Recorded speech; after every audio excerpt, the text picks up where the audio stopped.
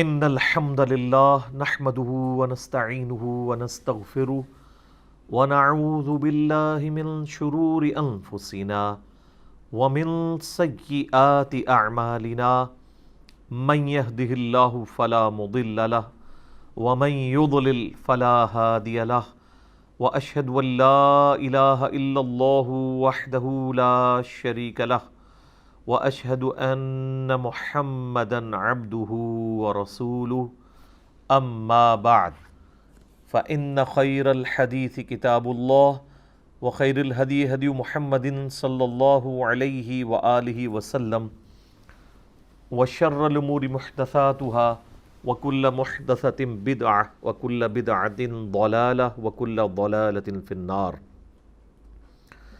اعوذ باللہ السمیع العلیم من الشیطان الرجیم من ہمزہ ونفخہ ونفثہ بسم اللہ الرحمن الرحیم رب اشرح لی صدری ویسر لی امری واحلل عقدۃ من لسانی یفقہوا قولی. بسم اللہ الرحمن الرحیم ان اللہ وملائکتہ یصلون علی النبی یا ایہا الذین آمنوا صلوا علیہ وسلموا تسلیما. اللہم صلی علی محمد وعلی آل محمد کما صلیت علی ابراہیم وعلی آل ابراہیم انک حمید مجید.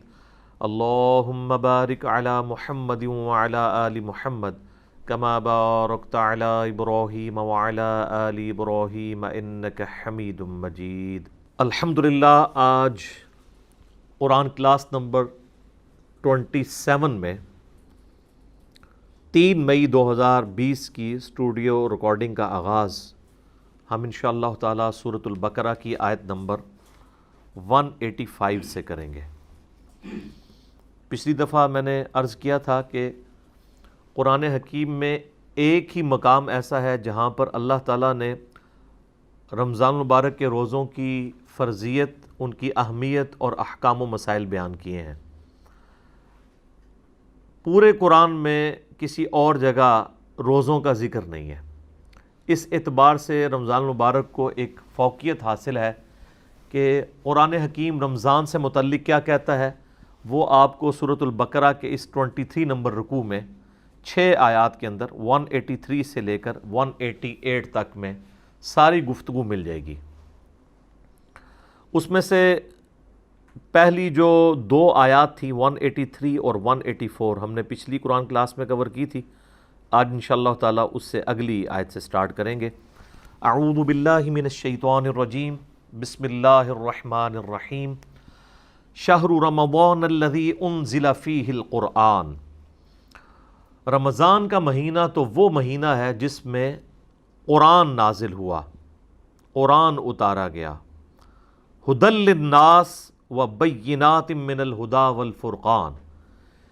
یہ قرآن پوری انسانیت کے لیے ہدایت ہے اور اس میں ہدایت کے روشن دلائل ہیں اور یہ حق اور باطل میں تمیز کرنے والی کتاب ہے.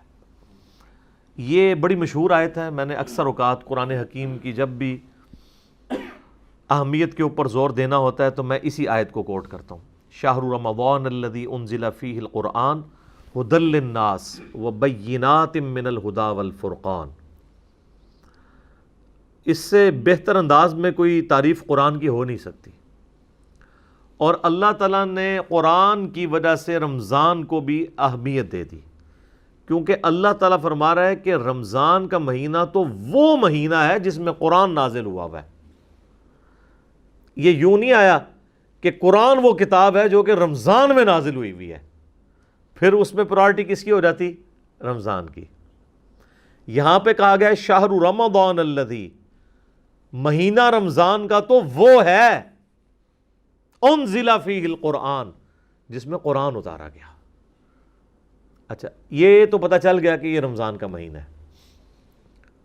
اب اگلا سٹیپ کہ رمضان کے مہینے میں دن میں یہ نازل ہوا یا رات میں.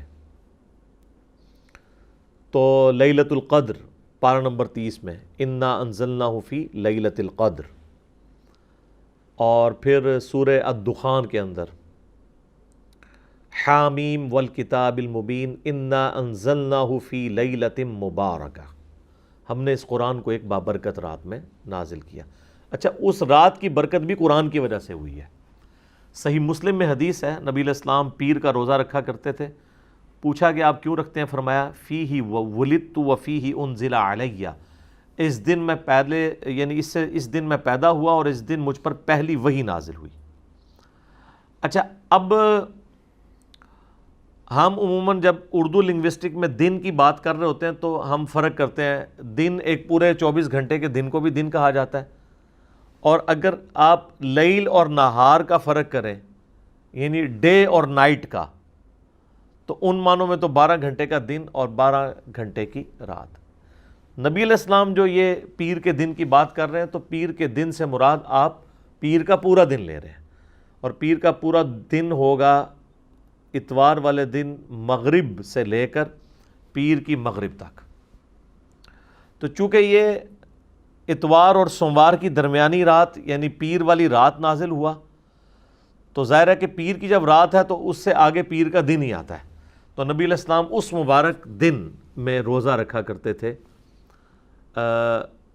اس اعتبار سے کہ قرآن نازل ہوا، اور اس اعتبار سے بھی کہ نبی علیہ السلام کی پیدائش کا دن بھی پیر کا دن ہے۔ تو یہاں پر اللہ تعالیٰ فرما رہا ہے کہ اس مہینے میں قرآن نازل ہوا ہے، یہ اس مہینے کی فضیلت ہے، اور قرآن جو ہے وہ پوری انسانیت کے لیے ہدایت ہے، یہ کسی ایک طبقے کے لیے نہیں ہے بلکہ پوری انسانیت کے لیے۔ لہٰذا اب اس سے یہ بات پتہ چل گئی جو قرآن کے شروع میں آیا ہدی للمتقین، اس سے مراد صرف اہل ایمان نہیں ہے بلکہ ہر وہ شخص متقی ہے جو یہ تصور کر کے ڈر جائے کہ مجھے میری مرضی کے بغیر کسی نے پیدا کیا ہے، وہ میرے ساتھ کچھ بھی کر سکتا ہے، تو اس شخص کے لیے قرآن میں ہدایت ہے۔ جو اس فزیکل ورلڈ سے باہر بھی کوئی عقیدہ رکھتا ہے کہ یہ سب کچھ جو ہو رہا ہے کسی کے کرنے سے ہو رہا ہے، اور جس کا یہ عقیدہ نہیں ہے اس کے لیے قرآن میں کوئی ہدایت نہیں ہے۔ وَبَيِّنَاتٍ مِّنَ الْهُدَىٰ، اور صرف ہدایت نہیں ہے، ہدایت کے روشن دلائل ہیں، یعنی اتنے روشن ہیں کہ ایک ان پڑھ کو، جاہل کو، جڈ کو بھی سمجھ آ جائے، ایک پڑھے لکھے کو بھی سمجھ آ جائے۔ آپ دیکھ لیں صحابہ کرام میں تو گنتی کے لوگ تھے جو لکھنا پڑھنا جانتے تھے، چونکہ یہ ان کی زبان میں نازل ہوئی تھی کتاب، اس لیے جب وہ نبی علیہ السلام سے زبانی سنتے تھے نا تو وہ اٹریکٹ ہوتے تھے اس کتاب کی طرف، حالانکہ وہ کہیں سے پڑھ نہیں رہے ہوتے تھے، خود لکھنا پڑھنا تو وہ لوگ جانتے ہی نہیں تھے، ان کی اپنی زبان تھی، ٹرانسلیشن کرنے کی ضرورت نہیں تھی۔ تو یہ اتنے روشن دلائل ہیں کہ اللہ تعالیٰ نے اس قوم کو اٹھایا اور پھر دنیا کی امامت کے اوپر فائز کر دیا، اس کتاب کے ذریعے سب کچھ تلپٹ ہوا ہے۔ فالفرقان، اور یہ حق اور باطل میں تمیز کرنے والی کتاب ہے۔ نبی علیہ السلام کے لیے بھی یہ لفظ استعمال ہوا ہے صحیح بخاری کے اندر، محمد فرق بین الناس، دو فرشتے آپس میں گفتگو کرتے ہوئے نبی علیہ السلام یعنی وہ اس کو روایت کر رہے ہیں، ایک فرشتہ دوسرے سے کہتا ہے کہ یہ محمد وہ ہے جو حق اور باطل میں تمیز کرنے والی شخصیت ہے۔ تو قرآن بھی الفرقان ہے، اور سراپا قرآن، قرآن مجسم، یعنی قرآن اگر جسم کی حالت میں آتا تو نبی علیہ السلام کی مبارک ذات ہے۔ جو صحیح مسلم میں حدیث ہے، سیدہ عائشہ سے پوچھا گیا کہ نبی علیہ السلام کے اخلاق کیسے تھے؟ اخلاق سے مراد آپ کے شمائل، آپ کی کردار، آپ کی صفات، آپ کا اوڑھنا بچھونا، آپ کس طرح کے انسان تھے؟ تو انہوں نے کہا قرآن نہیں پڑھتے ہو؟ قرآن ہی نبی علیہ السلام کا اخلاق تھا، یعنی قرآن کو جو مطلوب انسان ہے نا، اگر پرفیکٹ فارم میں کوئی موجود ہے روئے ارض کے اوپر تو وہ محمد رسول اللہ صلی اللہ علیہ وآلہ وسلم کی مبارک ذات ہے۔ تو ہم اسی لیے آپ کو قرآن مجسم کہتے ہیں کہ قرآن اگر انسانی شکل میں آتا کوئی جسم اڈاپٹ کر کے تو نبی علیہ السلام اس کی پریکٹیکل مثال ہے۔ خیر اس پہ تو اب بہت کچھ بولا جا سکتا ہے، میں اسی کے اوپر اکتفا کرتا ہوں۔ فَمَنْ شَهِدَ مِنْكُمُ الشَّهْرَ، تو جو کوئی تم میں سے اس مہینے کو پائے، فَلْيَصُمْ، تو اسے چاہیے کہ وہ رمضان کے مہینے کے روزے رکھے۔ اچھا اب یہ جو الفاظ ہیں نا، جو کوئی اس مہینے کو پائے، یعنی جس کی زندگی میں یہ مہینہ آ جائے، جب بھی یہ مہینہ آئے گا اس نے روزے رکھنے ہوں گے۔ اس سے بعض لوگوں نے یہ بھی رزلٹ نکالا کہ اگر کسی کی زندگی میں رمضان کا مہینہ نہ آئے تو اس پہ رمضان کے روزے فرض نہیں ہیں۔ تو اب کوئی ایسا بھی ہو سکتا ہے جس کی زندگی میں رمضان کا مہینہ نہ آئے.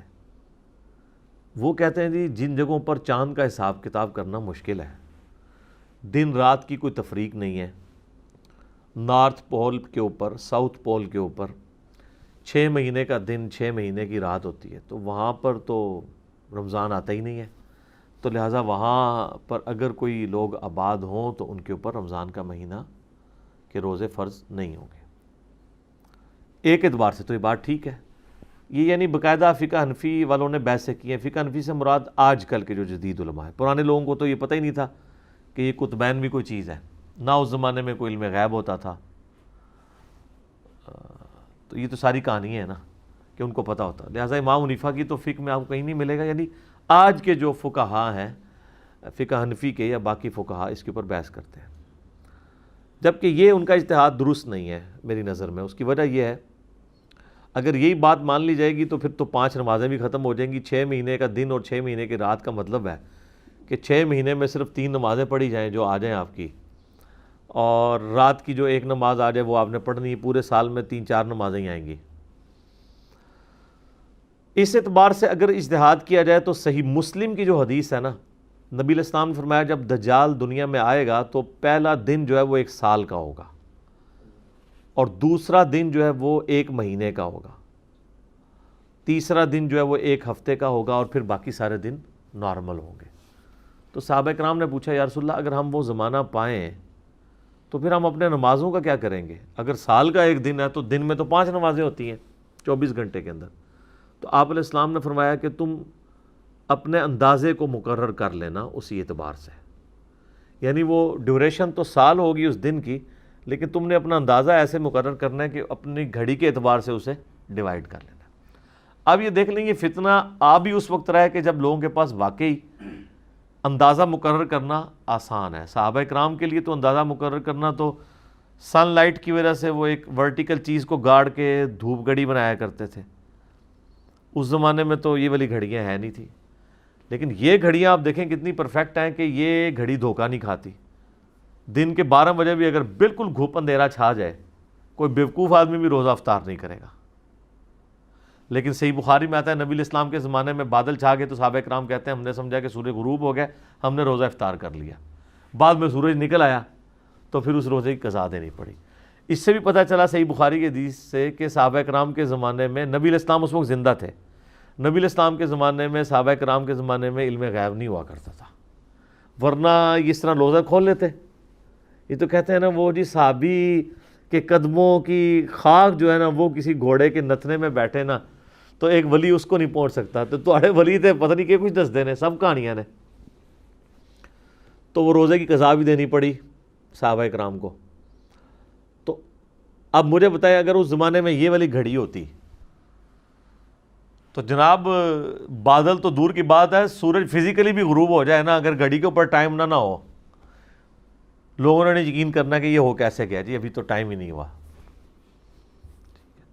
تو یہ جناب اس گھڑی کی برکت ہے. تو آج آپ دیکھ لیں کہ جو نارتھ پول اور ساؤتھ پول کے قریب علاقے ہیں جہاں پہ دنوں کی لینتھ کافی زیادہ ہے, کئی مہینوں کے اوپر ایک دن ہے, کیونکہ وہاں پہ سورج افق کے ساتھ ساتھ چلتا ہے. ہمارا تو یوں چلتا ہے نا مشرق سے مغرب یوں, چونکہ وہ ٹپ کے اوپر ہے تو ان کے سورج یہاں سے ایسے چلتا ہے, یوں ایسے چلتا رہتا ہے, پھر ہلکا سا یوں جا کے پھر وہ نکل آتا ہے. تو یہ چلنے میں 6 مہینے یوں لگتے ہیں, اور غروب ہوتا ہے تو 6 مہینے یوں نیچے رہتا ہے, پھر 6 مہینے ایسے اس طریقے سے. تو وہاں پہ لوگ نارمل زندگی گزار رہے ہیں جناب. انہوں نے گھڑیاں بنائی ہوئی ہیں, لوڈ شیڈنگ وہاں پہ ہوتی نہیں ہے, اپنے دن رات اسی اعتبار سے ڈیوائیڈ کیے ہوئے.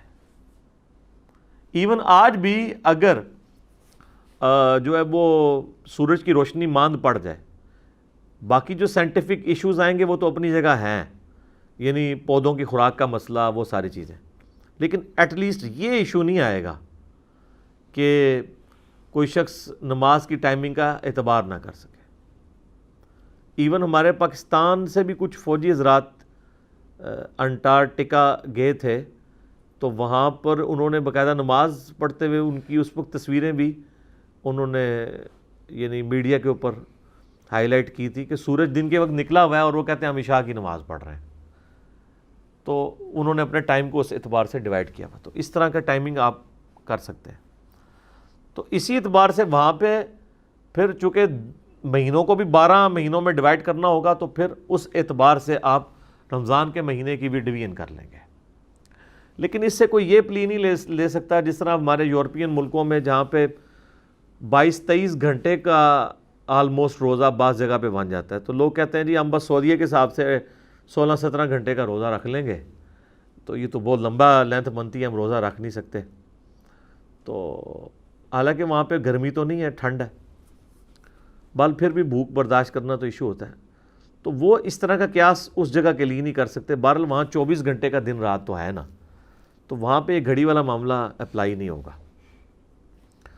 تو جو کوئی بھی تم میں رمضان کا مہینہ پائے تو اسے چاہیے اس میں روزے رکھے. وَمَنْ كَانَ مَرِيضًا أَوْ عَلَى سَفَرٍ، اور جو کوئی تم میں مریض ہو یا سفر پر ہو، فَعِدَّةٌ مِّنْ أَيَّامٍ أُخَرَ، تو وہ بعد کے دنوں میں روزوں کی گنتی کو پورا کر سکتا ہے.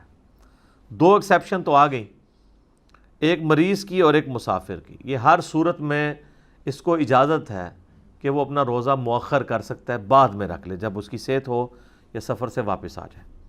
اسی کی ایکسٹینشن ہے جو ابو داؤد، ترمذی، ابن ماجہ میں حدیث ہے کہ نبی علیہ السلام نے مریض کو، مسافر کو، دودھ پلانے والی عورت کو اور حاملہ عورت کو روزوں کو مؤخر کرنے کی اجازت دی ہے. مؤخر کرنے کی، چھوڑنے کی نہیں. البتہ اگر ایک کیٹاسٹرافک کنڈیشن بن جائے کہ ایک عورت پریگننٹ تھی، پھر بعد میں 2 سال بچے کو دودھ پلانا پڑا، اسی دوران دوبارہ پریگننٹ ہو گئی، اس طرح کرتے کرتے 8-9 سال 10 سال گزر گئے، تو اب لا یکلف اللہ نفسا الا وسعها، اللہ تعالیٰ کسی جان کو اس سے بڑھ کر اس پہ بوجھ نہیں ڈالتا. تو پھر ٹھیک ہے، وہ فدیہ دے لے، اس کو روزوں کی قضا کرنے کی ضرورت نہیں رہے گی. سفر میں آپ روزہ چھوڑ سکتے ہیں. اگر آپ سفر میں روزہ رکھ لیں تو بخاری مسلم میں اس کی اجازت موجود ہے. نبی علیہ السلام نے اجازت دی ہے لیکن اس چیز کو پسند نہیں فرمایا. لیکن آج کل کے جو سفر ہے نا، اگر یہ سفر ہو تو اس میں تو کوئی ایشو نہیں ہے، کیونکہ آج کل سفر ذرا آرام دہ ہے. اس زمانے کے سفر میں آپ نے روزہ رکھنے کی اجازت دے دی تھی، لیکن روزہ چھوڑنے کی رخصت بھی تھی اور پریفریبل تھا کہ روزہ چھوڑا جائے. آج اگر اجتہاد کریں تو پریفریبل یہی ہے کہ کوئی شخص روزہ رکھ لے، کیونکہ بعد میں روزوں کی قضا کرنا مشکل ہو جاتا ہے. اس کو سپورٹیو سنن نسائی میں حدیث ہے. اما عائشہ کہتی ہیں ایک سفر میں تھی تو نبی علیہ السلام نے نماز قصر پڑھی اور میں نے پوری پڑھ لی. نبی علیہ السلام نے روزہ چھوڑ دیا اور میں نے روزہ رکھ لیا. تو بعد میں کہیں میں نے حضور سے ذکر کیا تو آپ نے فرمایا صلی اللہ علیہ وآلہ وسلم کہ احسنتی یا عائشہ، عائشہ تو نے اچھا کام کیا اور مجھ پہ بھی کوئی ملامت نہیں ہے. تو اس حدیث کے تحت موقف یہی ہے کہ اگر کوئی اس طرح کی ایفرٹ پٹ کر سکتا ہے، کیونکہ جو رمضان کے اندر جو روحانیت ہے، جو رمضان کے اندر ثواب والا معاملہ ہے، جو برکات ہیں، وہ بعد میں تو اس طریقے سے حاصل نہیں ہو سکتی. یرید اللہ بکم اليسر، اللہ تعالیٰ تمہارے لیے چاہتا ہے آسانی. ولا یرید بکم العسر، اور اللہ تعالیٰ تمہارے لیے تنگی نہیں چاہتا. یعنی یہ آسانی ہے کہ سفر میں اور مریض آدمی چھوڑ دے. بعض لوگ اتنے سخت مریض ہوتے ہیں، اس کے باوجود کہتے ہیں جی میں نے روزہ نہیں چھوڑنا، اور وہ اس کو کوئی نیکی سمجھ کے بیان کر رہے ہوتے ہیں. بخار ہے، اب جیسے شوگر کے مریض ہیں، پرماننٹلی ان کے ساتھ ایک چیز اٹیچ ہے، ان کے لیے روزہ رکھنا مشکل ہو جاتا ہے. اچھا، اس میں ایک ایکسیپشن ہے. بعض اوقات شوگر کے مریضوں کے ساتھ ایسا ہوتا ہے کہ کسی دن ان کو تو پیاس تنگ نہیں کرتی، کسی دن تنگ کرتی ہے. تو اس کے لیے پھر اجتہاد یہی ہوگا کہ وہ روزہ رکھ لیں، جس دن ان کا روزہ نبھ جائے نبھا لیں، اور جس دن ان کو توڑنا پڑ جائے تو وہ توڑ لیں.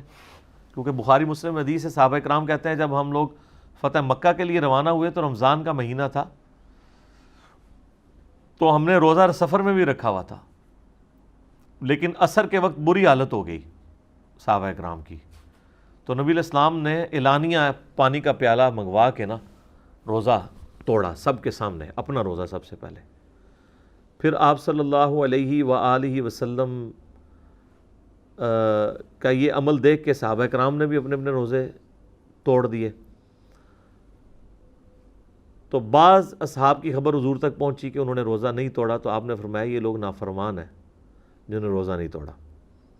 کیونکہ ظاہر جہاد کے لیے، قتال کے لیے جا رہے تھے، اگر یہیں پہ الٹے پڑے ہوتے آگے جا کے انہوں نے کیا لڑنا تھا۔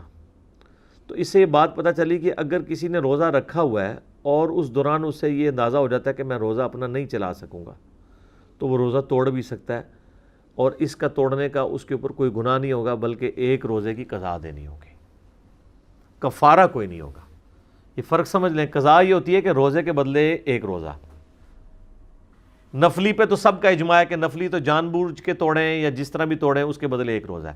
فرض روزے کے بارے میں یہ اختلاف پایا جاتا ہے، کیونکہ بخاری مسلم میں حدیث ہے، ایک صحابی نے اپنی بیوی کے ساتھ ازدواجی تعلق کر کے قائم کر کے اپنا روزہ توڑ لیا، نبی علیہ السلام کے پاس حاضر ہوا، آپ نے فرمایا کہ بھئی وہ جو کفارہ ہے وہی ادا کرو، 60 مسکینوں کو کھانا کھلاؤ، ٹھیک ہے، ایک غلام آزاد کرو، غلام نہیں آزاد کر سکتے، 60 مسکینوں کو کھانا کھلاؤ یا 60 روزے رکھو۔ اس نے کہا جی میں تو اس میں سے کچھ بھی نہیں کر سکتا۔ تو نبی علیہ السلام نے فرمایا تم بیٹھ جاؤ۔ اتنے میں ایک شخص آیا حضور علیہ السلام کو، اس نے ایک کھجور کا ٹوکرا گفٹ کیا، تو آپ نے فرمایا وہ روزہ توڑنے والا کدھر گیا؟ ان کا یا رسول اللہ میں حاضر۔ کہا کہ وہ تو غلام بھی نہیں آزاد کر سکتا اور 60 روزے بھی نہیں رکھ سکتا، 60 مسکینوں کو بھی نہیں کھلا سکتا، تو یہ ٹوکرا لے جا کے مدینے کے غریبوں میں بانٹ دے، تیرا کفارہ ادا ہو جائے گا۔ اچھا، یہ خصوصیت صرف نبی علیہ السلام نے اس شخص کے لیے دی، یہ حکم عام نہیں ہوتا اس طرح کی کوئی چیز کہ اس کو کوئی بندہ ایز اے رول پیش کر دے۔ یاد رکھیے گا کہ اسلام کے جو قوانین ہیں وہ محکم دلائل سے اخذ کیے جاتے ہیں۔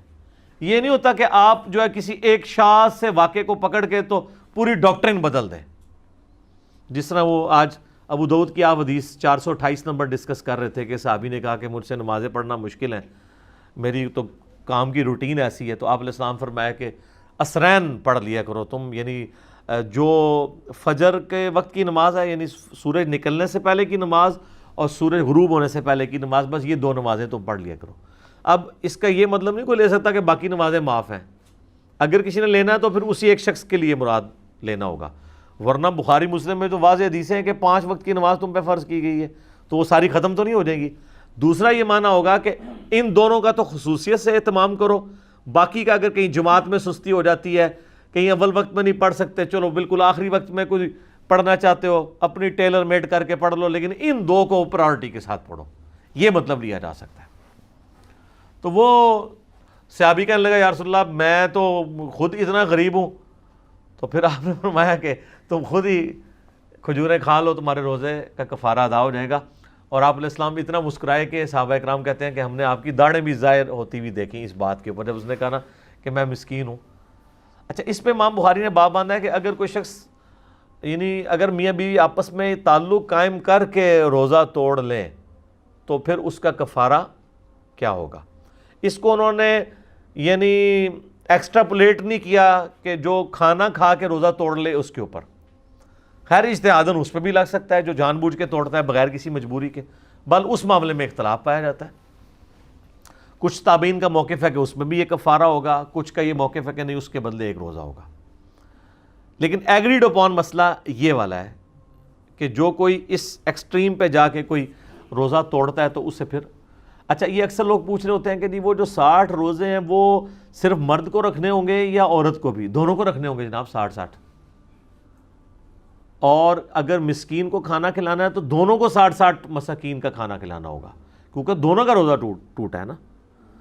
اچھا، اب اس کے اندر اگر کوئی شخص آج کے دور میں بہت غریب ہے تو ظاہر ہے پھر وہ جتنی اس کی ایک طاقت ہے اس کے مطابق صدقہ اور خیرات کر دے، تو یہ ہوگا کفارہ۔ قضا الگ چیز ہے، کفارہ الگ ہے۔ اگر کوئی بیماری کی وجہ سے، سفر کی تکان کی وجہ سے، کیٹاسٹرافک کنڈیشن کی وجہ سے روزہ توڑ دے تو اس پہ کوئی گناہ نہیں ہے، نہ کوئی کفارہ ہے، صرف قضا ایک روزے کی دے دے گا بعد میں، ٹھیک ہے۔ یہ اللہ تعالیٰ نے آسانی دی ہے۔ وَلِتُكْمِلُوا الْعِدَّةَ، تاکہ تم پوری کرو گنتی روزوں کی، وَلِتُكَبِّرُوا اللَّهَ عَلَى مَا هَدَاكُمْ، اور پھر جب یہ گنتی پوری ہو جائے تو پھر اللہ کی تکبیر بلند کرو اس بات پر کہ اس نے تمہیں ہدایت دی، وَلَعَلَّكُمْ تَشْكُرُونَ، تاکہ تم شکر گزاری کی روش بھی اختیار کرو۔ اچھا آپ دیکھیں بار بار گنتی پوری کرنے کے اوپر زور ہے. یہ اکثر لوگ آپ کو کہتے ہوئے سنائی دیں گے جی او اللہ تعالیٰ نے کو گن کے نہیں نمازاں لینیاں، گن کے تو نہیں، یہ کیا ہوا جی بندہ گن کے تسبیحات کرے. حالانکہ ان کو یہ نہیں پتا کہ ہر چیز گنتی میں ہے. اپنے یہ سارے معاملات جو ہیں نا وہ گنتی کے ذریعے کر رہے ہوتے ہیں. چاہے وہ کاروبار کر رہے ہوں گن کے پیسے لیتے ہیں نا، یہ اتنی جنہیں بھی دے دو، اس طرح تو نہیں ہوتا. کہتے ہیں اللہ نے حساب کتاب نہیں رکھنا. بھائی جب اللہ تعالیٰ کہہ رہے ہیں حساب کتاب رکھنا ہے، دیکھیں یہ جو تسبیحات فاطمہ ہے بخاری مسلم میں 33 دفعہ سبحان اللہ، 33 دفعہ الحمدللہ، 34 دفعہ اللہ اکبر، بغیر گنے تو نہیں آئے گا. نمازوں کی 5 کی گنتی پوری کرنی ہے آپ نے، روزوں کی بار بار آ گئے تاکہ گنتی پوری کرو، گنتی پوری کرو، اور جب چھوٹ جائیں تو بعد میں گنتی پوری کرو. بھئی کسی رول اور ریگولیشن کے تحت ہی معاملات چلتے ہیں. کتنی الوجیکل بات ہے کہ حساب کتاب ہی نہ رکھا جائے. ٹھیک ہے، تو جتنی بھی چیزیں ہیں وہ ظاہر ہے گنتی کے ساتھ تو ہیں. اور اس کو سپورٹی وہ بخاری مسلم کی حدیث ہے. اما عائشہ کہتی ہیں نبی علیہ السلام نے فرمایا اللہ تعالیٰ کو سب سے بڑھ کر محبوب عمل وہ ہے جو اگرچہ تھوڑی مقدار میں ہو لیکن ہمیشگی کے ساتھ کیا جائے، بنسبت اس عمل کے جو تعداد میں زیادہ ہو لیکن ہمیشہ نہ ہو. ایک بندہ کہتا ہے جی آج میں نے 1000 دفعہ سورہ اخلاص پڑھی ہے، کل پڑھ رہا 10 دفعہ، پرسوں پڑھ رہا 100 دفعہ، اس کی بجائے روزانہ ہی اگر 3 دفعہ پڑھ لے. ٹھیک ہے، ہمیشگی رکھے چاہے عمل تھوڑا ہو. اس لیے صبح و شام کے اذکار، فرض نماز کے بعد کے اذکار، اس میں ہم کہتے ہیں اس میں اگر آپ نے بالکل کوئی کریٹیکل اذکار کرنے ہیں تو آیت الکرسی کا وظیفہ اور تسبیح فاطمہ والا وظیفہ، آخری 3 سورتوں والا وظیفہ یہ کر لیں. چلے باقی اگر نہیں بھی ہوتا ایٹ لیسٹ اس کے اوپر استقامت تو رکھیں نا آپ اپنی. تھوڑے وظائف اسی طریقے سے صبح و شام کے اذکار میں ہم نے اس کو مختصر کر کے یہ جادو ٹونا، وبائی امراض، قدرتی حادثات سے بچنے کے 5 سنت وظائف ہم نے الگ کیے ہیں کہ چلو کوئی اور نہیں کر سکتا یہ 5 وظائف ہی کر لے، کم از کم ہمیشگی تو اس کے اوپر آسانی کے ساتھ آ جائے. تو یہ اللہ تعالیٰ نے فرمایا کہ یہ گنتی اس لیے پوری کرنی ہے کہ جب یہ گنتی پوری ہو پھر تم نے اللہ کی تکبیر بلند کرنی ہے، وَلَعَلَّكُمْ تَشْكُرُونَ، اور پھر تم نے اللہ کا شکر بھی ادا کرنا ہے. اور آپ دیکھ لیں جیسے یہ رمضان کی گنتی پوری ہوتی ہے نا تو عید والے دن ہم یہ دونوں کام کرتے ہیں. اللہ اکبر اللہ اکبر، لا الہ الا اللہ واللہ اکبر، اللہ اکبر وللہ الحمد. اللہ کی تکبیر بھی اور حمد بھی. اللہ اکبر کبیرا والحمد للہ کثیرا وسبحان اللہ بکرۃ واصیلا. یہ ساری وہ چیزیں تسبیحات جو المصنف ابن ابی شیبہ میں سنن الکبریٰ البیہقی کے اندر صحابہ کرام سے رپورٹ ہوئی ہیں کہ آپ نے ان الفاظ کے ساتھ اللہ تعالیٰ کی تکبیر بلند کرنی ہے اور اس کا شکر ادا کرنا ہے. اب جی بڑی اہم آیت آ رہی ہے، اس آیت کے اوپر گھنٹوں گفتگو ہو سکتی ہے. سورۃ البقرہ کی آیت نمبر 186، وَإِذَا سَأَلَكَ عِبَادِي عَنِّي فَإِنِّي قَرِيب. اور اے محبوب صلی اللہ علیہ وآلہ وسلم جب میرے بندے آپ سے پوچھیں میرے بارے میں تو آپ فرمائیں کہ میں تمہارے بالکل قریب ہوں. اللہ تعالیٰ ہر شخص کے قریب ہے. نحن اقرب الیہ من حبل الورید، اللہ تمہاری رگے جان سے بھی زیادہ تمہارے قریب ہے. اجیب الدعوۃ الداعی اذا دعان، میں ہر پکارنے والے کی پکار کو سنتا ہوں جب بھی مجھے پکارتا ہے. فَلْيَسْتَجِيبُوا لِي، لیکن شرط یہ ہے کہ تم لوگ بھی میرے حکم پر لبیک کہو، میرا کہنا مانو. وَلْيُؤْمِنُوا بِي لَعَلَّهُمْ يَرْشُدُونَ، اور ایمان لاؤ تم لوگ بھی جس طرح کے ایمان لانے کا حق ہے تاکہ تم ہدایت پا سکو. یہ جی آیت انسانیت کا میگنا کارٹا ہے جو یورپ کے اندر 17ویں صدی عیسوی کے اندر ایک قانون پاس ہوا تھا کہ ہر انسان کا یہ رائٹ ہے کہ وہ اپنے حکمران سے جا کے سوال کر سکتا ہے، اس کا دروازہ کھٹکھٹا سکتا ہے اپنے رائٹ کے لیے. یہ آیت پوری انسانیت کے لیے میگنا کارٹا ہے کہ ہر شخص اللہ تعالیٰ کو پکار سکتا ہے، بیچ میں کسی کو کوئی ڈالنے کی ضرورت نہیں ہے. اب اس سے زیادہ اور کن الفاظ میں سمجھایا جائے کہ جب میرے بندے آپ سے میرے بارے میں پوچھے تو آپ فرمائیں میں تمہارے بالکل قریب ہوں، ہر پکارنے والے کی پکار کو سنتا ہوں. اب یہاں تو یہ ہونا چاہیے تھا کہ میں تم سے بہت دور ہوں، ایک سیڑھی لگاؤ میرے تک پہنچو، وچ کوئی پاؤش ہے، کہنا نا وچ کوئی کہنا چھت تک پہنچنے کے لیے سیڑھی چاہیے ہوتی ہے. تو آپ سیڑھی کے بغیر چھت تک نہیں پہنچ سکتے۔ اس طرح کی مثالیں اللہ کے بارے میں بیان کرنا یہ تو حرام ہے، بعض اوقات کفر ہو جاتا ہے۔ قرآن میں آپ دیکھیں جگہ جگہ جہاں پر کافروں پر رد کیا گیا تو بار بار یہ کہا گیا ہے کہ اللہ کے بارے میں ایسی بات نہ کرو جو علم کے اوپر مبنی نہیں ہے۔ تم بغیر علم کے اللہ کے بارے میں یہ بات کر رہے ہو۔ 2 دفعہ تو ایک یہ آیت آئی ہے سورہ نساء میں المائدہ میں، یا اہل الکتاب لا تغلو فی دینکم ولا تقولوا علی اللہ الا الحق، اے اہل کتاب اپنے دین میں غلو نہ کرو، افراط و تفرید کا، ایگزیجریشن کا شکار نہ ہو، اور دیکھو اللہ کے بارے میں کوئی بات نہ کرو مگر وہ جو حق پر مبنی ہے، جس کو وہی سپورٹ کرے گی۔ اور پھر آپ سورہ حج کے اندر سورۃ المومنون میں دیکھیں، جہاں کہیں بھی اللہ تعالیٰ کافروں کی بد عقیدگی کا ذکر کرتا ہے تو یہی کہتا ہے کہ یہ لوگ بغیر علم کے اللہ کے اوپر ایسی چیزیں ڈال دیتے ہیں، یا اللہ پر ایسی باتیں کر رہے ہیں جس کے بارے میں ان کو علم ہی نہیں ہے کہ اللہ کی شان ہی نہیں ہے۔ تو علم کی بنیاد پہ اللہ کے ساتھ کوئی بات کرنی ہے تو یہ کہنا کہ جی سیڑھی جس طرح چھت پہ جانے کے لیے ضروری ہے، اس طریقے سے اللہ تک پہنچنے کے لیے بیچ میں کوئی واسطہ ڈالنا ضروری ہے۔ اگر آپ اس واسطے سے مراد پیغمبر کو لے رہے ہیں تو وہ پیغمبر سیڑھی نہیں ہے، بلکہ پیغمبر آپ کو اللہ کی شناخت کرواتے ہیں۔ وہ بتاتے ہیں کہ اللہ تعالیٰ کن چیزوں سے راضی ہوتا ہے، کن چیزوں سے ناراض ہوتا ہے۔ وہ یہ نہیں کہتے کہ آپ ہمیں پوجنا شروع کر دو، وہ کہتے ہیں ہم جو تمہیں سکھا رہے ہیں نا اس طریقے سے اللہ کی طرف رجوع لاؤ۔ اور وہ ہمیشہ یہ کہتے ہیں کہ ہم یہ جو تمہیں سکھا رہے ہیں یہ ہم خود تو سکھا ہی نہیں رہے، ہمیں اللہ نے سکھایا ہے۔ تو پیغمبر تو پھر اللہ کے احکامات کو سمجھانے کے لیے دنیا میں آتے ہیں، وہ سیڑھی نہیں ہوتے اس اعتبار سے، وسیلہ ہوتے ہیں تو اس اعتبار سے کہ اللہ کے احکامات ہم تک پہنچاتے ہیں، اس اعتبار سے نہیں کہ ان کی عبادت کرنی شروع کر دی جائے، جیسا کہ کرسچنز نے عیسیٰ علیہ السلام کے بارے میں کرنا شروع کر دیا۔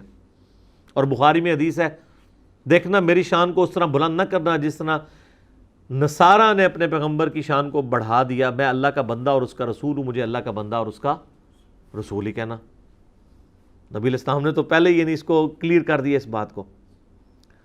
اچھا اس کے اوپر پھر میں ان کو پھکی دیتا ہوں، پھکی بغیر نہیں کام چلتا۔ جو کہنا جی چھت تک جانے کے لیے سیڑھی چاہیے، دیکھیں جی اس کے بغیر چھت تک نہیں پہنچ سکتے، تو پہلے تو ان کو لاجیکل یہ بات کریں کہ اللہ تعالیٰ تو چھت پہ ہے نہیں، وہ تو کہتا ہے میں تمہارے اشارت سے بھی زیادہ تمہارے قریب ہوں، تو اس کے لیے تو کہیں جانا ہی نہیں پڑتا، وہ تو کہہ رہا ہے میں تمہارے بالکل قریب ہوں، تو چھت بیچ میں کہاں ڈال دیا، یہ چھت تو بہت دور ہے، یہ تو لاجیکل بات ہے۔ پھر بھی نہ سمجھ آئے تو ان کو کہیں کہ دیکھیں اگر آپ نے دنیاوی مثالیں دینی ہے تو مجھے یہ بتائیں، اگر کسی جج کی عدالت میں 100 جھوٹے گواہ پیش ہو جائیں، پرہیزگار قسم کے داڑھیوں پگڑیوں والے، اور کسی شخص کے اوپر جھوٹی گواہی دے دیں کہ یہ قاتل ہے، تو جج کو تو نہیں پتا کہ یہ جھوٹے ہیں، کیونکہ جج نے تو شواہد کی بنیاد پہ فیصلہ کرنا ہے، اس کو اللہ کی طرف سے حکم بھی یہی ہے کہ فتویٰ ظاہر پہ لگنا ہے، تو یقیناً جج اس کو پھانسی دے دے گا۔ مجھے آپ یہ بتائیے کہ اگر اللہ تعالیٰ جو قیامت کے دن کا جج ہے، اس کے سامنے زمین و آسمان کی ساری مخلوقات مل کے، سارے فرشتے مل کے، سارے پیغمبر مل کے، یہ for the sake of argument میں کہہ رہا ہوں، نعوذ باللہ ایسا نہیں ہے کہ ایسا ہوگا، جھوٹی گواہی دے دیں کہ یا اللہ یہ تو بہت بڑا مجرم تھا دنیا میں، اس نے نیکی کی کوئی ایک رتی بھی نہیں کی ہے، اور وہ ایسا نہ ہو، تو مجھے بتائیں کیا اللہ تعالیٰ ان ساری مخلوقات کی گواہی اس شخص کے خلاف قبول کر لے گا؟ تو اس کا مطلب اللہ کے لیے تو مثال ہی نہیں بیان ہو سکتی، کتنی بڑی پکی ہے۔ اے جناب جیلن شریف ہی تیار ہوندی ہے، ادھر وہ خود بھی مانیں گے، ان کو کہ نہیں آپ تو آپ اسی اصول میں آئے نا سیڑھی والے میں، کہ جج کو تو چاہیے کہ وہ فیصلہ کرے شواہد کی بنیاد پہ، تو اللہ کو بھی چاہیے کہ شواہد کی بنیاد پہ فیصلہ کر دے۔ کہیں گے نہیں اللہ کے لیے تو ایسی مثال بیان ہی نہیں کی جا سکتی۔ تو سر یہ جو آپ وسیلے اور بیچ میں سیڑھیاں اور پتہ نہیں کیا کچھ بنا رہے ہیں، تو یہ مثال آپ کیسے بیان کر سکتے ہیں اللہ کے لیے؟ اور یہ آیت تو کتنی واضح ہے کہ میرے بندے جب تم سے میرے بارے میں پوچھیں۔ ڈاکٹر اسرار صاحب رحمہ اللہ نے ایک بہت بڑا ٹروتھ ریویل کیا ہے اس آیت کے حوالے سے۔ وہ کہتے ہیں کہ رمضان کے مہینے کے اوپر ڈسکشن ہو رہی ہے مسلسل 6 آیات، اور اچانک سینٹر میں یہ آیت آ گئی ہے تو یقیناً اس کا تعلق رمضان کے ساتھ ہے، کیونکہ اس سے پہلے بھی رمضان ڈسکس ہو رہا ہے، اس کے بعد بھی رمضان، اور کوئی تان ٹوٹی بھی نہیں ہے۔ آپ دیکھیں پھر ساتھ ابھی فقہی مسائل یہ ڈسکس ہوئے ہیں نا کہ روزے چھوڑ سکتے ہو بیماری میں بھی اور اس طرح بھی، پھر تکبیر بلند کرو، پھر دوبارہ سے آپ فقہی احکام و مسائل شروع ہو جائیں گے ان کے رمضان کے روزوں کے۔ وہ کہتے ہیں کہ جی یہ سینٹر میں، اور یہ ایگزیکٹ سینٹر میں ہے آیت، وہ کہتے ہیں اس کا مقصد یہ ہے کہ رمضان وہ مہینہ ہے جس میں آپ قرآن کے ذریعے اللہ تک پہنچ سکتے ہیں، کیونکہ قرآن ہی تو تذکیر کرتا ہے انسان کی۔ اگر اس کا ترجمہ آتا ہو، یا ترجمہ نہ آتا ہو تو کم از کم آپ ایئر فلائٹ موڈ میں کر کے موبائل یا مصحف ہاتھ میں لے کے تراویح میں کھڑے ہو جائیں اور آپ کو پتہ ہو ترجمے والا قرآن ہو کہ کیا قاری صاحب تلاوت کر رہے ہیں، تو پھر تو آپ پہ اثر ہوگا۔ صحابہ کرام کو تو یہ کوئی پریشانی نہیں تھی، تو ان کی اپنی زبان تھی۔ تو جب کوئی شخص رمضان میں عبادت کرتا ہے، پورا دن بھوکا پیاسا رہتا ہے اور رات کو کھڑا ہو جاتا ہے قرآن سننے کے لیے، کتنی تکلیف اٹھاتا ہے۔ دن کو اپنی بھوک اور پیاس کو برداشت کرنا، پیٹ کی قربانی دینا، اور رات کو نیند کی قربانی دینا، دونوں قربانیاں ہوگی نا۔ تو انسان کے دماغ میں ایک بات تو آتی ہے نا کہ میں جس کے لیے قربانیاں کر رہا ہوں، کیا اس کو بھی پتہ ہے کہ میں اس کے لیے کیا کچھ کر رہا ہوں؟ جب انسان کو یہ پتہ ہونا کہ میں جس کے لیے کر رہا ہوں وہ مجھے دیکھ رہا ہے، پھر تکلیف جھیلنی آسان ہو جاتی ہے۔ یہ ایک نیچرل چیز ہے۔ آپ اپنے دنیاوی کسی دوست کے لیے کوئی تکلیف اٹھا رہے ہو نا، اور آپ کو یہ پتہ چل جائے کہ میرے اس دوست کو پتہ چل گیا کہ میں اس کے لیے اس مصیبت سے گزرا ہوں، تو آپ کے لیے وہ تکلیف جھیلنی آسان ہو جاتی ہے۔ کیوں؟ انسان کو اندر سے خوشی ہوتی ہے۔ صحابہ کرام بھی نبی علیہ السلام سے سوال کرتے تھے، دیکھیں نا اس میں وَإِذَا سَأَلَكَ عِبَادِي، اے نبی میرے بندے آپ سے پوچھتے ہیں میرے بارے میں۔ کیوں پوچھتے ہیں؟ کہ دیکھو جی بھوک پیاس نیند قربان کر رہے ہیں، اللہ خوش ہے نا ہم سے، اللہ کو تو پتہ ہے نا ہم اس کے لیے کیا کر رہے ہیں۔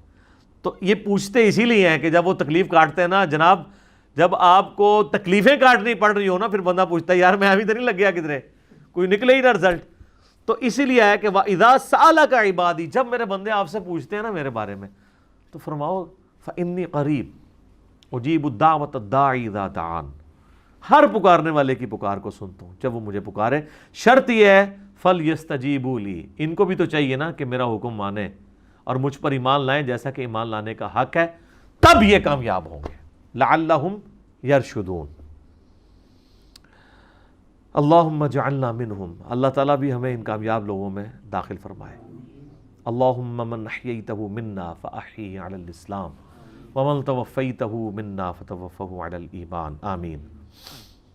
اب پھر جناب فقہی احکام و مسائل شروع ہو گئے ہیں روزوں کے، یعنی یہ روحانی ایپیکس تھا یہ والی آیت، رمضان کا روحانی مقصد، یعنی ایک اعمال کا ظاہر ہے اور ایک اس کی ہے روحانی چیز۔ احل لکم لیلۃ الصیام الرفث الی نسائکم، حلال کر دیا اللہ نے رمضان کی راتوں میں تمہارا اپنی بیویوں کے ساتھ تعلق قائم کرنا۔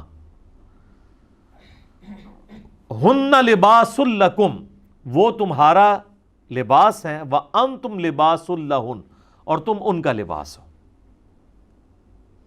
علم اللہ انکم کنتم تختانون انفسکم، اللہ خوب جانتا ہے، اللہ نے یہ چیز جانی، آبزرو کی۔ یہاں جاننا آبزرو کرنے کے معنوں میں، جانتا تو وہ پہلے سے ہی ہے، اس نے یہ آبزرو کیا۔ کنتم تختانون انفسکم، کہ تم اپنی جانوں میں خیانت کرتے تھے۔ فتاب علیکم، تو اس نے تم پر توبہ فرمائی، تمہاری طرف رجوع لے کر آیا۔ وہ اللہ بھی رجوع لے کے آتا ہے نا، بندہ بھی لے کے آتا ہے۔ تم پر نظر شفقت فرمائی، نظر کرم فرمائی۔ فتاب علیکم وعفا عنکم، اور تمہیں معاف کر دیا۔ فالآن، تو پس اب آؤ، باشروہن، ان کے ساتھ ازدواجی تعلق قائم کرو۔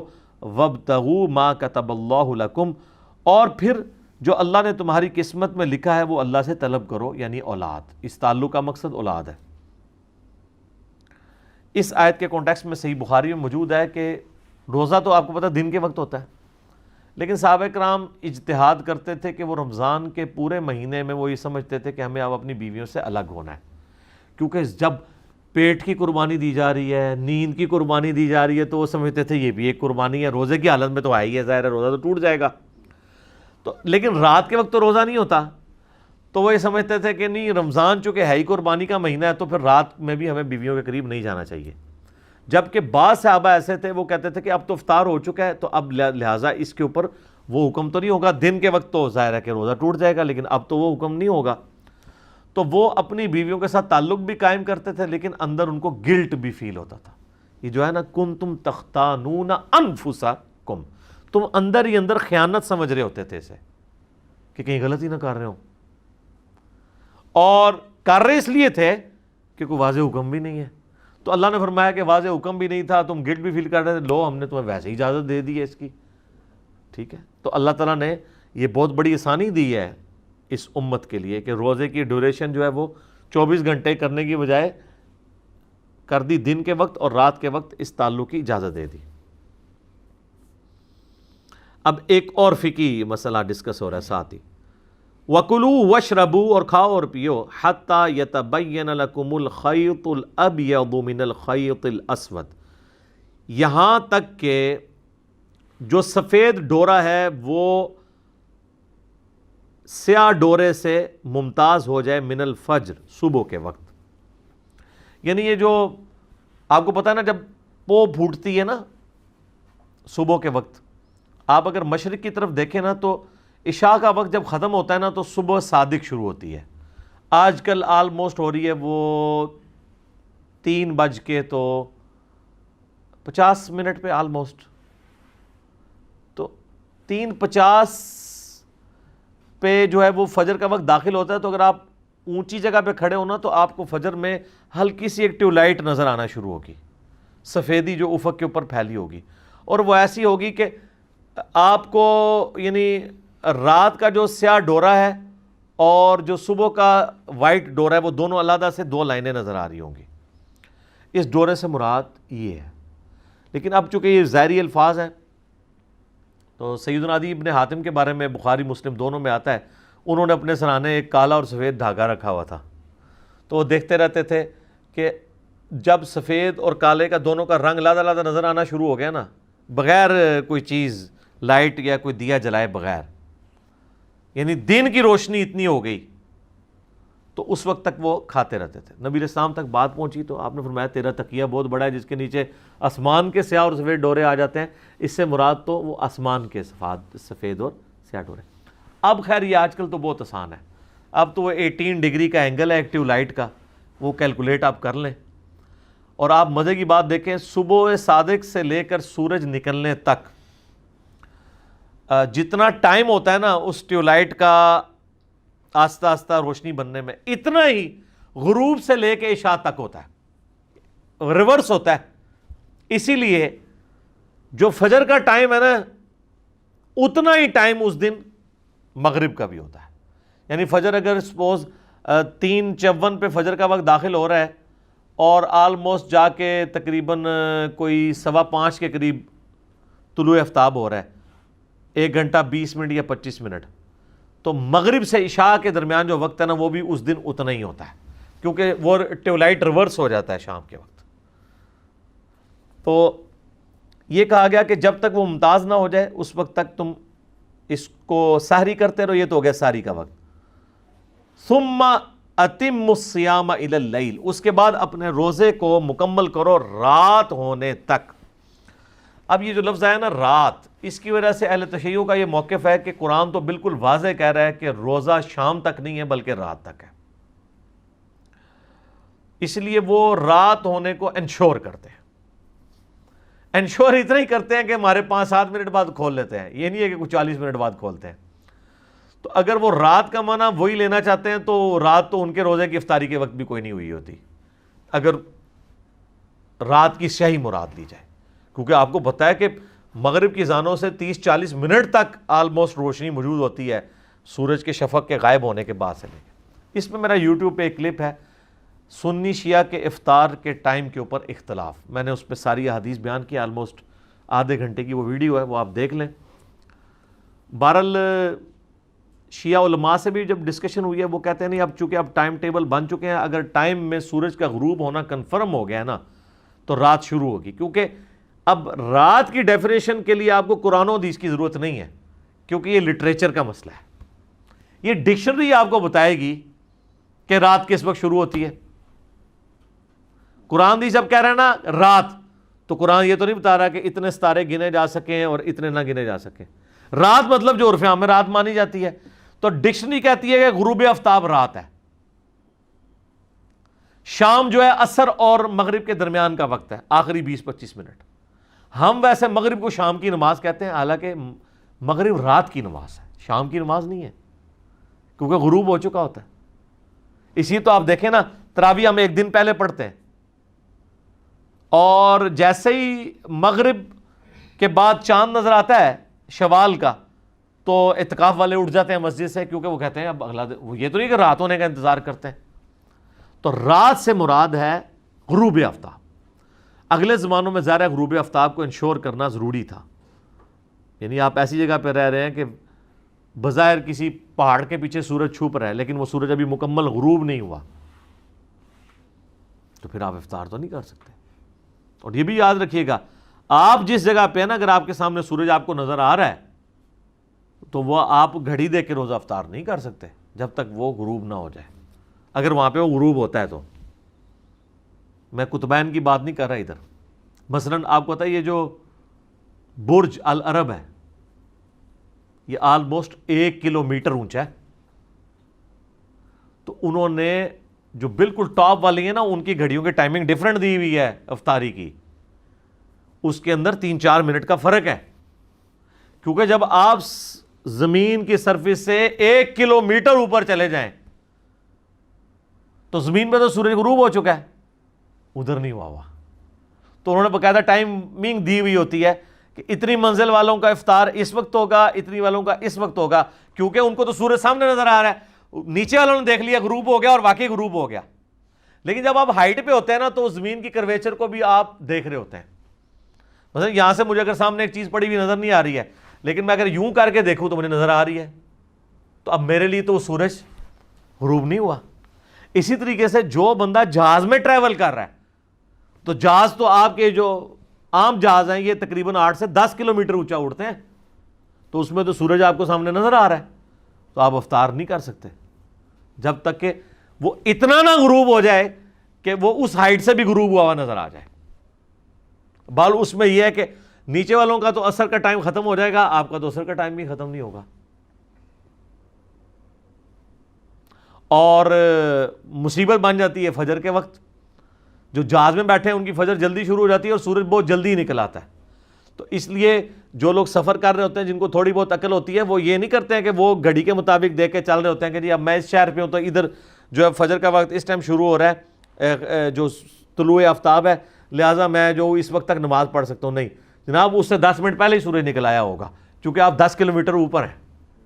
10 کلومیٹر نیچے ہوں گے تو سورج نہیں نکلا. یہ بڑا دھیان رکھنا پڑتا ہے، کیونکہ مجھے انٹرنیشنل فلائٹس میں نا یہ ساری مصیبت کاٹنی پڑی ہے. تو وہ مجھے آئیڈیا ہو جاتا ہے کہ واقعی یار یہ تو اب ادھر یہ تو گھڑی بتا رہی ہے کہ جی سورج نکلنے میں بھی 10 منٹ ہے، سورج میرے سامنے نظر آ رہا ہے، میں کس طرح مان لوں کہ اب فجر کا وقت ہے. تو آپ کو پھر وہ ٹائمنگ کو سیٹ کر کے یہ چیزیں کرنی پڑتی ہیں. تو یہ رات تک جو روزے کو آپ نے مکمل کرنا ہے نا، اس سے مراد ہے غروب آفتاب. تو وہ شیعہ علماء کہتے ہیں کہ پہلے ہم لوگ یہ کرتے تھے، اب اگر واقعی گھڑی اور لیٹ لانگ یہ چیز بتا دیتے ہیں تو اب اس کو ضد نہیں بنانا چاہیے. دوسری طرف سنیوں نے یہ مصیبت ڈال دی ہوئی ہے کہ وہ ان حدیثوں سے کہ جی میری امت بھلائی پر قائم رہے گی، اور صحیح بخاری میں بھی ابو داؤد میں بھی موجود ہے کہ جب تک وہ افطار میں جلدی کرتی رہے گی. افطار میں جلدی کرنے کا قطعاً یہ مطلب نہیں ہے کہ آپ وقت سے پہلے افطار کر لیں. تو وہ جلدی کے چکر میں آپ دیکھتے ہیں کہ وہ ٹائم ٹیبل بھی پتہ نہیں ایسے بنائے ہوئے ہیں جو ہماری ڈیجیٹل الیکٹرانک جو ٹائم ٹیبلز ہیں ان کو سپورٹ بھی نہیں کرتے، پرانے زمانے کے وہ بنے ہوئے ہیں. اور وہ کہتے ہیں نہیں جی وہ پھر جب ہم انہیں کہتے ہیں بھئی صحیح ابن خزیمہ کے اندر یہ حدیث موجود ہے، باقی کتابوں کے اندر، کہ نبی علیہ السلام کو عذاب دکھایا گیا ان لوگوں کا جو وقت سے پہلے روزہ افطار کر لیتے ہیں. وہ کہتے ہیں جی وہ تو یہودیوں کے بارے میں، یعنی جس طرح ہم بریلویوں کو کہتے ہیں نا کہ یہ قرآن میں جو ہے وہ غیر اللہ کو پکارنے کے بارے میں چیزیں وہ کہتے ہیں تو بتوں کے بارے میں، تو آپ ہمیں کیوں بتا رہے ہیں؟ پھر ہم انہیں کیا بتاتے ہیں اس پہ کہ یار جسے فٹ اسے گفٹ۔ سنن ابن ماجہ میں حدیث ہے کہ اونچی آمین سن کے یہودی چڑھتے ہیں، تو اہل حدیث تو یہ انفیوں کے اوپر لگاتے ہیں حدیث، وہ چیختے رہتے ہیں کہ یہ تو یہودیوں کے بارے میں، وہ کہتے ہیں نہیں، بات یہ کہ یہودی چڑھے یا مسلمان چڑھے، چونکہ جرم وہ ایک کر رہا ہے تو ذائق ہے۔ تو سر اگر اہل حدیث 5 منٹ پہلے روزہ کھولتے ہیں تو اب انہوں نے بریلویوں والے آرگومنٹ کرنے شروع کر دیے کہ جی چونکہ وہ یہودیوں کے بارے میں ہے تو آپ یہودیوں والے کام شروع کر دیں گے۔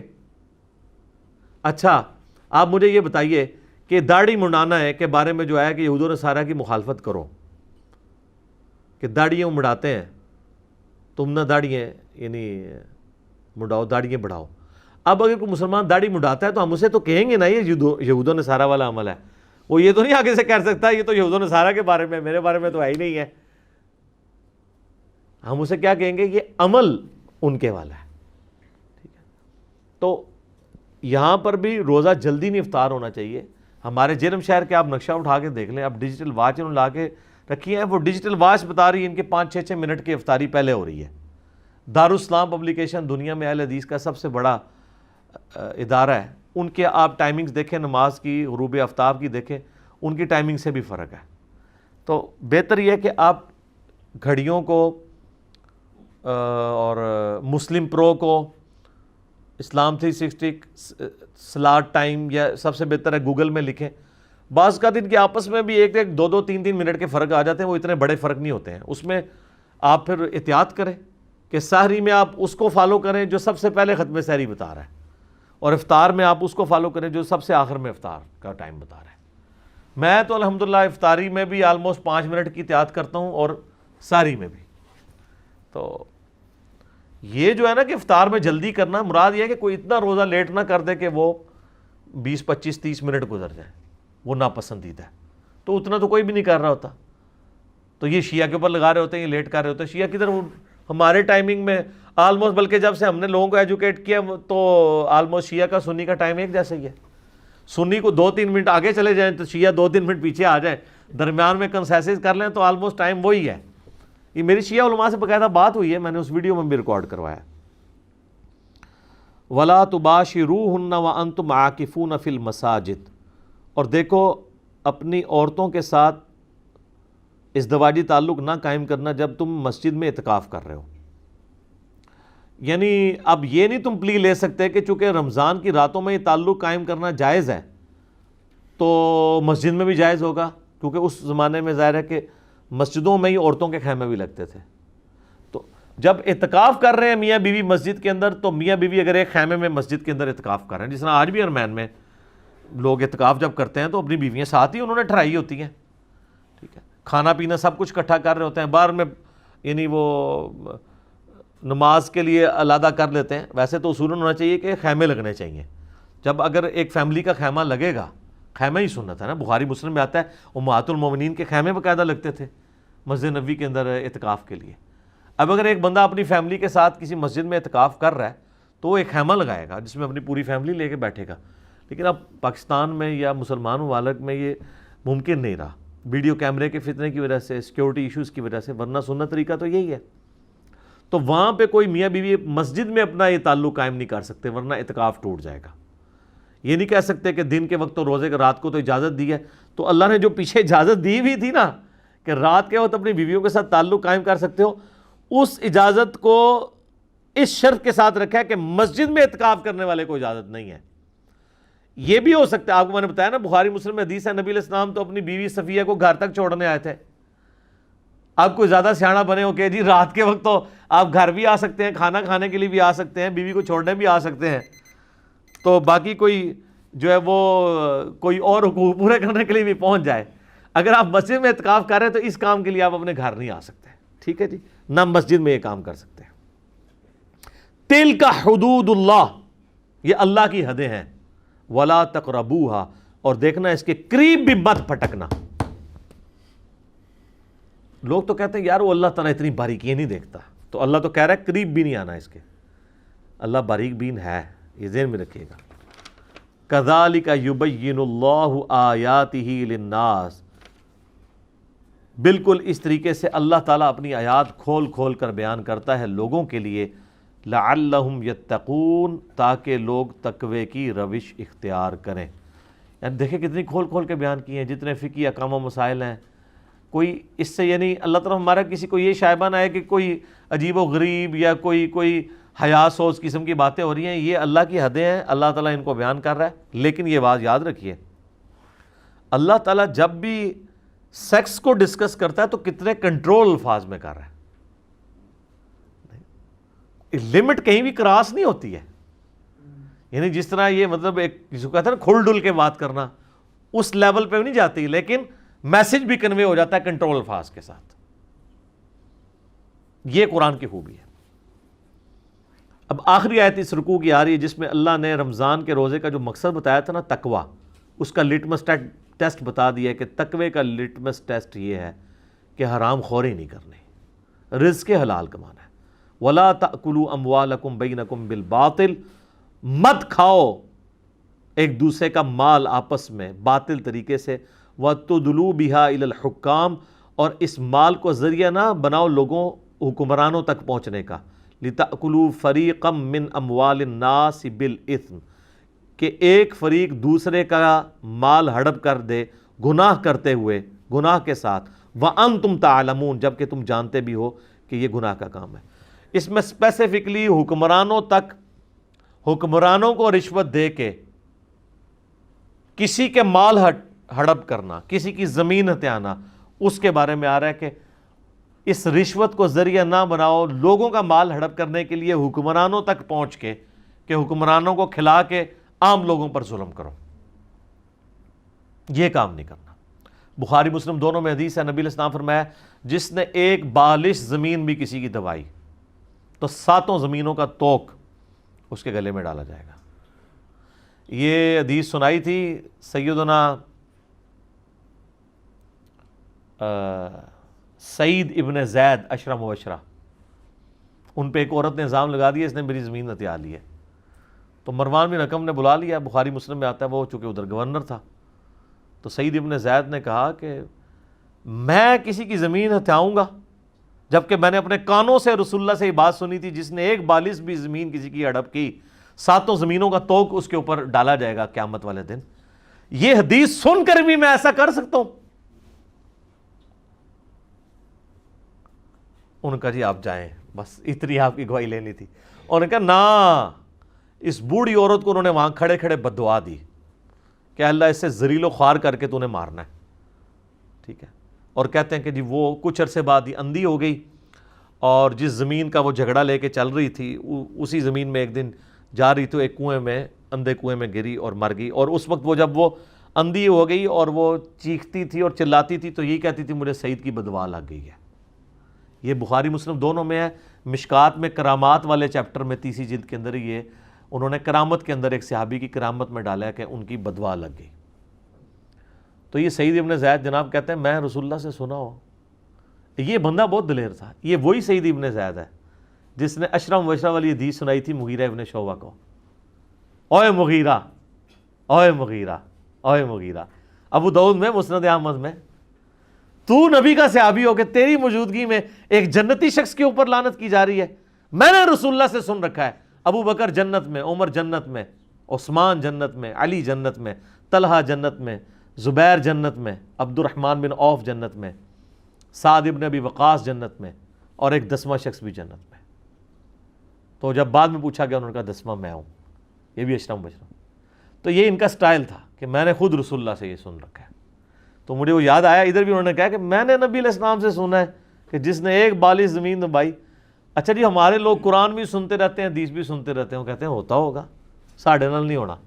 یہی فرق ہے جناب ایک صحابی اور غیر صحابی میں، اس لیے ان کو اتنا اونچا مرتبہ ملا ہے، سمعنا و اطعنا کرنے والے لوگ تھے۔